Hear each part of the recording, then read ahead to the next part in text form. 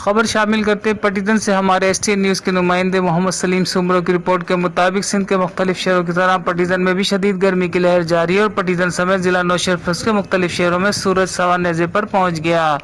दर्जा हरारत 45 से 47 सेंटीग्रेड से भी तजावज़ कर गया है। शदीद गर्मी के बायस कारोबारी जिंदगी मफलूज होकर रह गई है। कारोबारी मार्केटें बाजारों में सन्नाटे का राज है। दूर दूर तक कोई खरीदार देखने में नहीं आ रहा। दूसरी जानिब वापडा की जानिब से भी कई घंटे की गैर एलानिया लोड शेडिंग का सिलसिला भी जारी है। दूसरी जानिब शहरियों ने गर्मी की शिद्दत को कम करने के लिए ठंडे मशरूबात के स्टॉल्स का रुख कर लिया है और ठंडे मशरूबात जिसमें सरदाई, थादल, आइसक्रीम और लस्सी पीकर शहरी गर्मी को कम कर रहे हैं। डॉक्टर ने शहरियों को बिला ज़रूरत गर्मी में धूप में निकलने से मना किया है।